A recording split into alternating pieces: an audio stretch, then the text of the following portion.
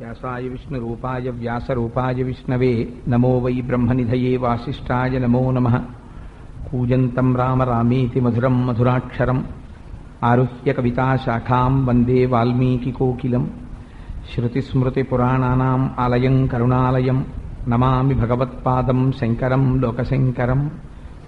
వాగర్ధావివ సంపృక్తౌ వాగర్ధప్రతిపత్తయే జగతః పితరౌ వందే పార్వతీపరమేశ్వరౌ.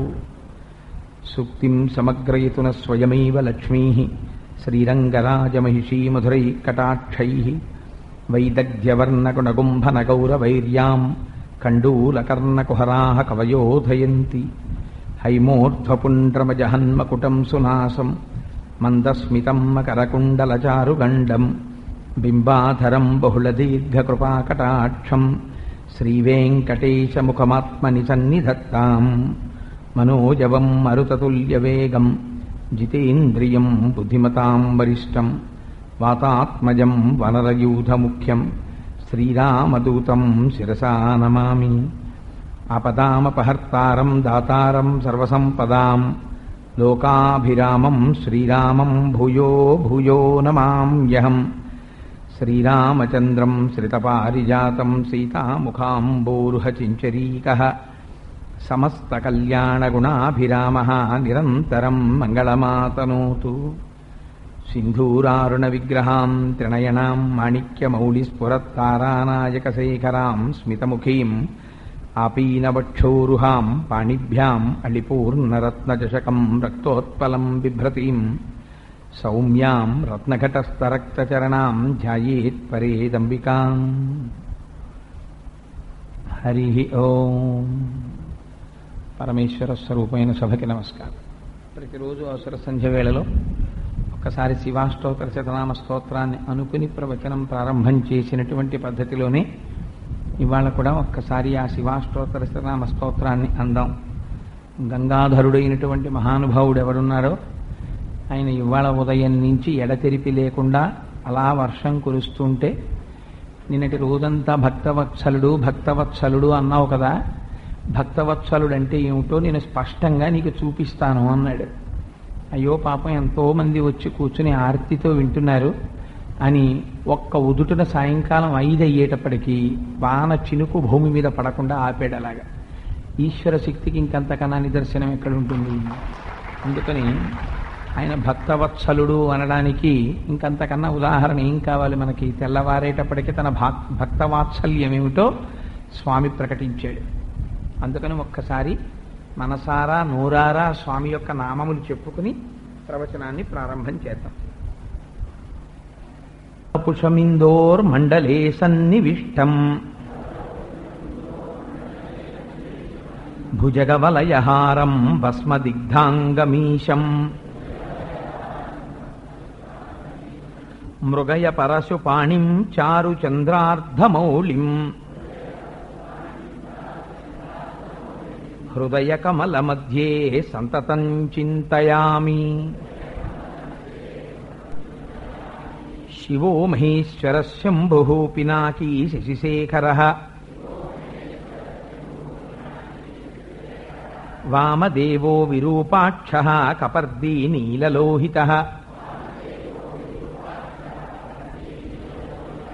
శంకరః శూలపాణిశ్చ ఖట్వాంగీ విష్ణువల్లభః శపి విష్ణోంబికానాథ శ్రీకంఠో భక్తవత్సలః భవః సర్వస్త్రిలోకేశ శితికంఠః శివాప్రియః ముగ్రః కపాలీ కామారీ అంధకాసురసూదనః గంగాధరో లలాటాక్ష కాలకాల కృపానిధిః భీమః పరశుహస్తాశ్చ మృగపాణిర్జటాధరః కైలాసవాసీ కవసీ కఠోరస్త్రిపురాంతకః వృషాంకో వృషభారూఢో భస్మోద్ధూళిత విగ్రహః సామప్రియ సర్వమయస్త్రయీమూర్తిరనీశ్వర సర్వజ్ఞ పరమాత్మా చ సోమసూర్యాగ్నిలోచన హవిర్యజ్ఞమయ సోమ పంచవక్త్ర సదాశివ విశ్వేశ్వరో వీరభద్రో గణనాథ ప్రజాపతి హిరణ్యరేతా దుర్ధర్షో గిరిశో గిరీశో నగః భుజంగభూషణో భర్గో గిరిధన్వీ గిరిప్రియః కృత్తివాసాః పురారాతిర్భగవాన్ ప్రమదాధిపః మృత్యుంజయ సూక్ష్మతనుర్జగద్వ్యాపీ జగద్గురుః వ్యోమకేశో మహాసేన జనకశ్చారు విక్రమః రుద్రో భూతపతిస్థాణుర్రహిర్భూజ్ఞో దిగంబరః అష్టమూర్తిరనేకాత్మా సాత్విక శుద్ధ విగ్రహః శాశ్వత ఖండపరశుః అజపాశ విమోచకః మృఢ పశుపతిర్దేవో మహాదేవో వ్యయో హరిః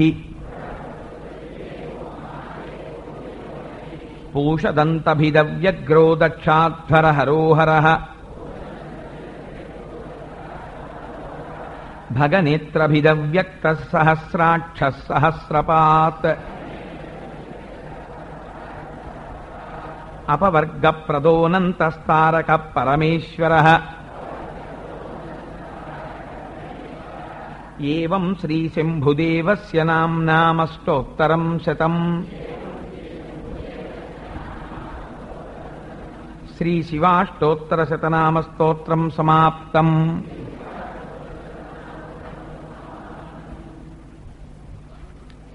చక్కగా ప్రతిరోజు సాధ్యమైనంత వరకు అసుర సంధ్య వేళలో కానీ లేదా కనీసం ఉదయం వేళ కానీ తప్పకుండా ఒక్కసారి ఆ 108 నామాలు పరమశివుడివి పఠించినంత మాత్రం చేత భగవంతుని యొక్క అనుగ్రహం మనకి కలుగుతుంది. కాబట్టి తప్పకుండా నామాల్ని పఠించేటటువంటి ప్రయత్నం అందరూ చెయ్యవలసినదిగా విజ్ఞప్తి. భగవంతుని యొక్క నిర్హేతుక కృపా కటాక్ష వీక్షణముల చేత ఒక 5 రోజుల పాటు లలితా సహస్రనామ స్తోత్రం మీద వ్యాఖ్యానము, ఒక 5 రోజుల పాటు శివాష్టోత్తర శతనామ స్తోత్రం మీద వ్యాఖ్యానము జరగాలి అని పెద్దలు నిర్ణయం చేస్తే ఆ కార్యక్రమం ఇవాళ్టికి ఈసారి జరుగుతున్నటువంటి ప్రసంగాల పరంపరలో 10వ రోజు ప్రసంగంగా పూర్తవుతోంది. నాకు వ్యక్తిగతంగా చాలా సంతోషంగా ఉంది. ఎందుచేత అంటే నాకు బ్రహ్మశ్రీ మృత్యుంజయరావు గారి పట్ల ఉన్నటువంటి ఆపేక్ష, వారి యందున్నటువంటి ఆత్మీయత అటువంటిది. నేను వేరొకసారి వారి మనస్సు తృప్తి పడేటట్టుగా నా వాక్కు ఈశ్వర కైంకర్యమునందు వారి మనస్సుకి తృప్తి కలిగించడమునందు సార్థకత పొందినది అని నాకు ఒక గొప్ప తృప్తి. నాకు వ్యక్తిగతంగా కలిగేటటువంటి ఆ తృప్తి ముందు మిగిలినవన్నీ అలంకారములు అంతే. అందుచేత చాలా సంతోషం. కార్యక్రమం అంత దిగ్విజయంగా అంత ఆనందంగా జరిగినందుకు పరమ సంతోషాన్ని ప్రకటిస్తూ ఇంకా శివాష్టోత్తర శతనామ స్తోత్రానికి సంబంధించినంత వరకు నిన్నటి రోజున మనం ప్రారంభం చేసి శివో మహేశ్వర శంభు పినాకీ శశిశేఖర ఆ వరసలో వచ్చినట్లయితే మనం శశిశేఖర అన్న నామం వరకు వచ్చాం. యథార్థమునకు అదే వరసలో చెప్పుకోవాలి అంటే ఇవాళ వామదేవ అన్న నామం చెప్పుకోవాలి. సరే, ఇప్పుడు ఇక్కడ ఉపన్యాసానికి వస్తూ మనస్సులో అనుకున్నాను, ఆ వరసలో చెప్పాలా లేకపోతే ఎక్కడైనా ఇవాళ మనకి ఇష్టం వచ్చిన నామాలు ఏవైనా స్వామి అప్పటికి ఏం పలికిస్తే అది పలుకుదామా అని ఎలాగో హైజం చేసి భగవంతుని యొక్క వాత్సల్య ప్రకటితమైన నామం వరకు వెళ్ళాను కాబట్టి భక్తవత్సల వరకు అని. కానీ మళ్ళీ ఏమిటో ఇప్పుడు మొదలెట్టినప్పుడు అనిపించింది వామదేవహాయే చెప్పు అనిపిస్తోంది. అందుకని వామదేవహాయే చెప్పడానికి ప్రయత్నం చేస్తాను. వామదేవ అనేటటువంటి నామం పరమశివుడికి ఉన్నటువంటి నామములలో చాలా ప్రఖ్యాతి వహించినటువంటి నామం. వామదేవమూర్తిని శాస్త్రీయంగా యథాతథంగా ఎలా ఉంటాడని శాస్త్రములలో చెప్పబడిందో అలా మీరు చూడాలి అంటే కాఠ్మండూలో ఉన్నటువంటి పశుపతినాథ్ దేవాలయం లోపలికి ప్రవేశించి వెనక్కి తిరిగి చూడగానే రాజద్వారం లోపలికి చెక్కి ఉంటుంది. చాలా అందమైనటువంటి మూర్తి. వామదేవ అనేటటువంటి నామానికి అనేకమైనటువంటి అర్థాలున్నాయి. వామదేవ అంటే చాలా అందమైన దేవుడు అని ఒక చోట వ్యాఖ్యానం చేశారు. కానీ మీరు నిజంగా పైకి ఎప్పుడైనా శంకరుడి యొక్క మూర్తిని చూశారనుకోండి, చూస్తే కొంచెం ఆశ్చర్యంగా ఉంటుంది. ఇవాళ రోజున మన వాళ్ళు వేస్తున్నటువంటి రంగులన్నీ అబద్ధాలే. ఎందుచేత అంటే హనుమని తీసుకెళ్ళి నీలమైనటువంటి రంగులో చూపిస్తారు. అసలు ఆయనటువంటి రంగు కానీ కాదు, ఆయన బంగారు రంగులో మెరిసిపోతూ ఉంటారు. అటువంటి రంగు ఎక్కడో తప్ప అసలు కనపడదు. పరమశివుడు తెల్లటి స్వరూపంతో శుద్ధ స్ఫటికమణి నిభం పార్వతీశం నమామి అని మెరిసిపోతూ తెల్లటి రంగులో ఉంటాడు. ఆ స్వామిని ఇవాళ తెల్లటి రంగులో వేసేటటువంటి స్థితి చాలా తక్కువ. ఆయనకి ఏవో రకరకాల రంగులు అలిమేస్తుంటారు. సరే, అన్ని రంగులు అందులోంచే వచ్చాయి కాబట్టి ఏ రంగులో ఉంటే మనకు వచ్చిన నష్టం ఏమిటో నమస్కారం చేసుకోవడం. కానీ మీరు బాహ్యమునందు ఆయన యొక్క స్వరూపాన్ని చూశారనుకోండి, కొంచెం గమ్మత్తుగా ఉంటుంది. పునుకల పేరు కంఠమున భూరి భుజంగము భూషణంబుగా అనయము భస్మధారణము యద్రి నివాసము మేరు విల్లుగా అనువుగ దంతి చర్మమును హస్తములందు కపాల శూలముల్ పడివడిదాల్తు శంకరు కృపావరు రూపమును ఆశ్రయించదన్ అంటారు. ఆయన స్వరూపం చూస్తే మెళ్ళో పెద్ద పుర్రెల మాల ఒకటి వేసుకుంటాడు. ఒక చేతిలో చూస్తే ఒక పుర్రె పట్టుకుని ఉంటాడు. తాగేది చూస్తే హాలాహలం తాగుతుంటాడు. ఒంటికి చూస్తే శవభస్మం రాసుకుంటాడు. కట్టుకున్నది చూస్తే పులి యొక్క చర్మాన్ని కట్టుకుంటాడు. ఉత్తరీయం చూస్తే ఏనుగు యొక్క చర్మాన్ని వేసుకుంటాడు. తిరిగేది చూస్తే శ్మశానంలో తిరుగుతాడు. వెంట ఉండేటటువంటి గణాలు చూస్తే భూత ప్రేత పిశాచాదులు కూడా ఆయన వెంట తిరుగుతుంటాయి. ఇంత విచిత్రమైనటువంటి స్వరూపం ఉన్నవాడు. పెద్ద జటాజూటం, అది ఎప్పుడూ తడిగా ఉంటుంది. విభూతి రేఖలు పెట్టుకుని బొట్టు పెట్టుకుని ఉంటాడు. ఇటువంటి వాడిని వామదేవుడు చాలా అందగాడని మీరు ఎలా చెప్తారు? పైకి చూస్తే ఆయన వర్ణన చూస్తే ఇలా ఉన్నటువంటి వాడిని పట్టుకుని చాలా అందగాడు అంటే మేము ఎలా నమ్ముతామండి? ఒక సుబ్రహ్మణ్యేశ్వర స్వామి వారి స్వరూపం చెప్పారనుకోండి, చూడగానే ఓసారి బొగ్గ గిల్లి ముద్దు పెట్టుకోవాలనిపిస్తుంది. ఒక శ్రీ మహావిష్ణువు యొక్క స్వరూపాన్ని చూశారనుకోండి, చాలా అందంగా ఉంటుంది. కానీ పరమశివ స్వరూపానికి అందం ఏమిటి, వామదేవ అని పిలవడం ఏమిటైంది అనిపిస్తుంది. కానీ అసలు నిజంగా శంకరుడి అందం ఏమిటో చమత్కారంగా చెప్పారు కవులు. యథార్థముగా ఆయన ఒక్కసారి ఆయన దర్శనం చేయించారు. శంకరాచార్యుల వారంతటి గడుసువారు ప్రపంచంలో ఇంకొకరు ఉండరు. అంత గడుసుతనం కూడా అయింది. శివానందలహరిలో ఆయన ఒక గమ్మత్తైన శ్లోకం రాశారు. చాలా కాలమైంది, నాకు స్ఫురణలో ఉందో లేదో కానీ ప్రయత్నం చేస్తాను. ఆయన అంటారు, నేను ఎప్పుడైనా శంకర కైలాస పర్వతం మీదకి వస్తే నీ దర్శనం చేస్తే నాకు మాత్రం కొన్ని ఇవ్వకు అన్నారు. అశనంగరళం, మీరు ఎప్పుడైనా మా ఇంటికి వచ్చారనుకోండి, వస్తే ఆ సమయానికి నేను కాఫీ తాగుతున్నాను అనుకోండి, ఏమంటాను? ఈశ్వరి కొద్దిగా ఓ కప్పు కాఫీ పట్టుకురా, అతిథులు వచ్చారు అంటాం కదా. అలా శంకరా నువ్వు గబుక్కుని పార్వతీదేవిని పిలిచి శంకరుడు వచ్చాడు కాస్త నేను తాగేది ఆయనకు కూడా ఇయ్యి అంటావేమో, నాకు మాత్రం ఇవ్వకు. ఎందుకో తెలుసా?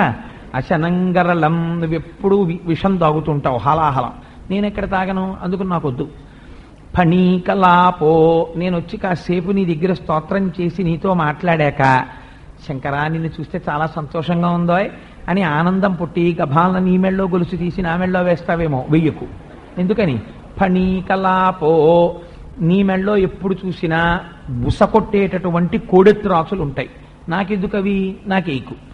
వసనంచర్మచ, పోనీ ఓ పంచెల చాపట్ల బీరువాలోంచి అంటావేమో, ఆయన కట్టుకునే పంచెల చాపలన్నీ పులితోళ్ళు ఏనుగు చర్మాలు, అవి ఎందుకు నాకు, అందుకని అసలు పెట్టకు.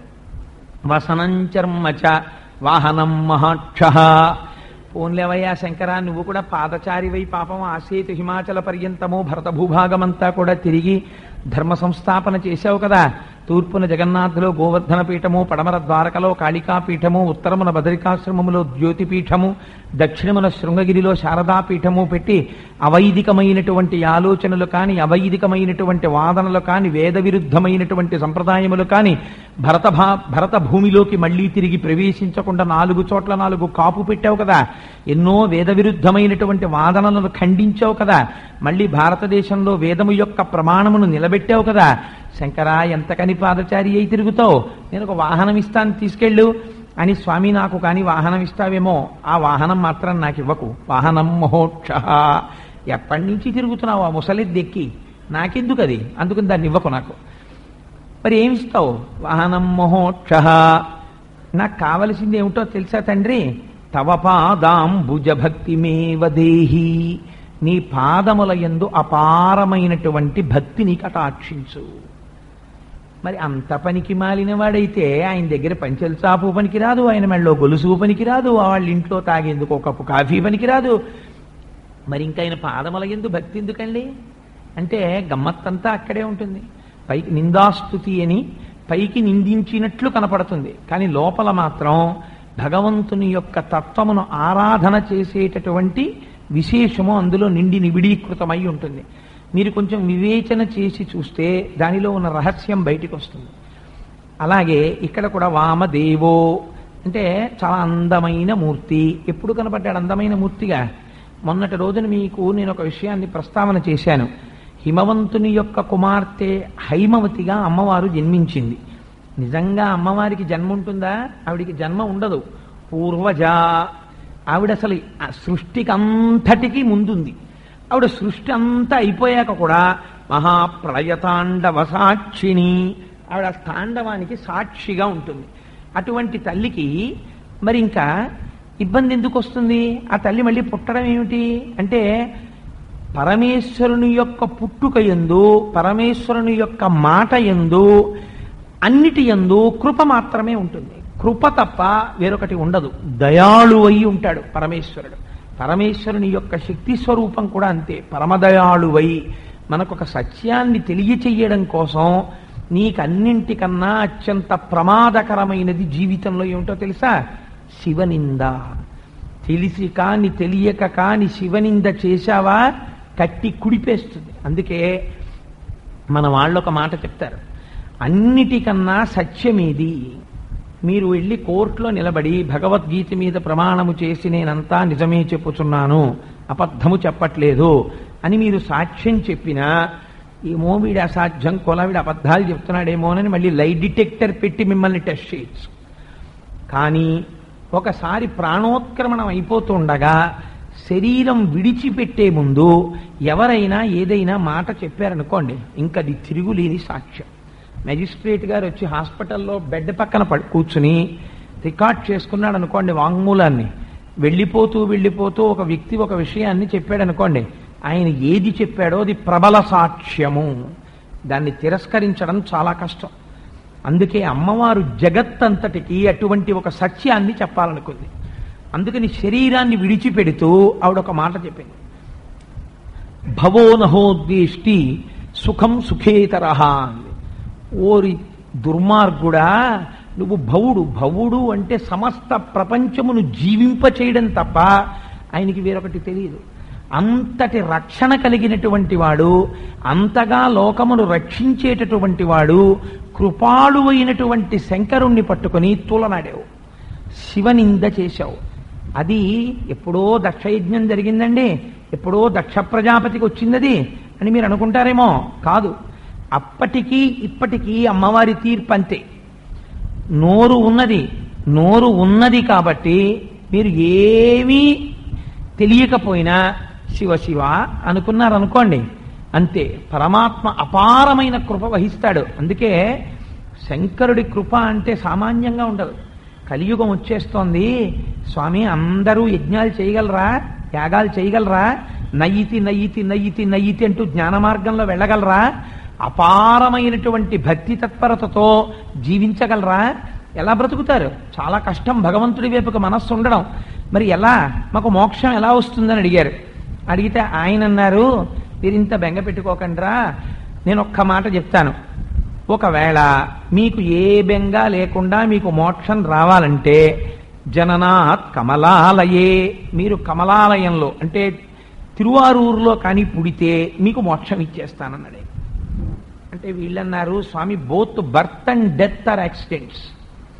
బర్త్కి పుట్టుకకి మన ప్రమేయం ఏమి ఉండదు. ఎక్కడ ఎవడు పుడతాడో ఎవడికి తెలుసు, ఎక్కడైనా పుట్టచ్చు. అలాగే మరణంలో కూడా ఏం స్వేచ్ఛ ఉండదు. నేను ఇక్కడ చచ్చిపోతానండి, నేను అక్కడ చచ్చిపోతానండి అంటే ఏం కుదరదు. అన్నీ వదిలిపెట్టేసి ఇంకా మేము కాశీలో ప్రాణాలు వదిలిపెట్టేస్తామని చెప్పి వెళ్ళిపోయినటువంటి దంపతులు ఒకరు నాకు తెలుసు. వాళ్ళ ప్రాణాలు పట్టుకుని వేధించేసి ఒక పెళ్లికి తీసుకొచ్చారు. తీసుకొస్తే తీరా పెళ్లికి వచ్చిన తర్వాత ఆవిడ మరణించింది. అక్కడ ఏమైంది? అందుకని మరణం మన చేతిలో ఉంటుందా? మరణం మన చేతిలో ఉండదు. అది కూడా ఎప్పుడు ఈశ్వరుడి యొక్క ఆజ్ఞ అయితే అప్పుడు వెళ్ళిపోతుంది. మరణం ఎక్కడ ఉంటుందంటే రెండు ఊపిరిల మధ్యలో ఉంటుంది. వదిలిపెట్టిన తర్వాత ఊపిరి వెనక్కి తీయకపోయినా వాడు మరణించినట్టే. ఒకవేళ వదిలిపెట్టిన తర్వాత వాడు ఊపిరి తీసిన తర్వాత వదిలిపెట్టకపోయినా వాడు మరణించినట్టే. సో మరణమంత దగ్గరగా ఉన్నది ప్రపంచములో వేరొకటి లేదు.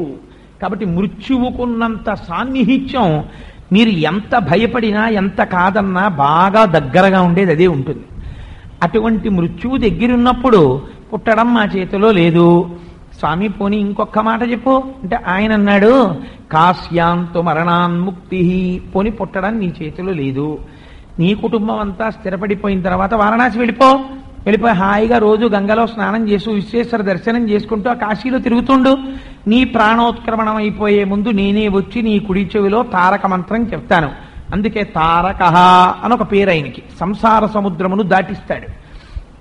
అందుచేత కాశీ వెళ్ళి ఉండు అంటే వాళ్ళు అన్నారు, స్వామి కలియుగంలో అంత తేలిగ్గా ఉంటుందా? ఎంత కోరికో బ్రతకాలని ఉండేటటువంటి కోరిక చాలా గమ్మత్తుగా వ్యక్తీకరింపబడుతుంది. ఆ వయస్సు వచ్చేసిన తర్వాత ఇంకా 80 ఏళ్ళో 90 ఏళ్ళో వచ్చేసిన తర్వాత ఆయన హాస్పిటల్లో 20 రోజులు ఉండిపోయి 80,000 అయిపోయింది అనుకోండి, బయటకు వచ్చి వాళ్ళు కూడా కొనుక్కుంటూ ఉంటారు. ఇంకా ఎందుకు ఇదో అటో ఇటో తేలిపోక అంటారు గట్టిగా అనలేక. ఈయన మాత్రం నేను ఇంకా బతికుండాలి అని అంటే వెనకాతల ఉన్న వాళ్ళు ఎందుకు నువ్వు అనేస్తారేమోనని ఒక గమ్మత్తైన మాట అంటాడు. మునిమనవడి పెళ్లి చూసి వెళ్ళిపోవాలనుందిరా అంటాడు. వాడి మీద పెడతాడు. ఎంత గమ్మత్తు చూడండి. మునిమనవడి పెళ్లి నువ్వు చూడాలని కోరుకోవడం తప్పని నేనేమన్నాను, కానీ అదో గడుసరి మాట. ఏదో ఆ వంక చెప్పి మొత్తం మీద ఇంకా జీవించాలని కోరిక. నువ్వేం వేదాధ్యయనం చేయడానికో లేకపోతే అరుణాచలానికి గిరి ప్రదక్షిణం చేయడానికో, ఒక్కసారి అరుణాచలం గిరి ప్రదక్షిణం చేసిన తర్వాత స్వామి నన్ను తీసుకెళ్ళిపో అంటే ముక్కు మీద వేలేసుకోవాలి. ఇంత గొప్ప కోరిక వీడికని. ఎవరి నోట విన్నా ఎప్పుడూ సాధారణంగా ఒకటే మాట ఉంటుంది. హాస్పిటల్లో ఉన్న వృద్ధుల దగ్గరికి మీరు వెడితే ఏం పర్వాలేదండి మా అమ్మగారు అన్నారనుకోండి, ఏమో బాబు నాకేముంది ఆ మనవరాలు పెళ్లి చూసి వెళ్ళిపోతే చాలు అంటుంటారు. చేత అదో గమ్మత్తైన కోరిక. నువ్వు చూసినట్టు చూడకపోయినా మనవరాలు పెళ్లి అయిపోతుంది ఖాయంగా. కోరుకునే కోరిక ఏదైనా ఉంటే వెళ్ళిపోయేటప్పుడు మాత్రం నా నోటంట శివనామం వస్తూ వెళ్ళిపోతే చాలయ్యా బాబు అన్నవాడు కనపడ్డు ప్రపంచంలో చాలా ఆశ్చర్యంగా ఉంటుంది. అదో గమ్మత్తైన లక్షణం అసలు.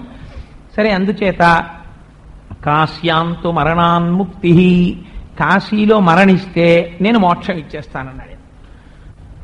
అబ్బే స్వామి ఆ మాట నాకు మనవరాళ్ళు అప్పటికి ఇంకా సంసార వృక్షం పెరిగిపోతుంది. మేమెక్కడెడతాం అవన్నీ? కాశీ వెళ్ళి ఉండిపోతామా? కుదరదు. మా అబ్బాయి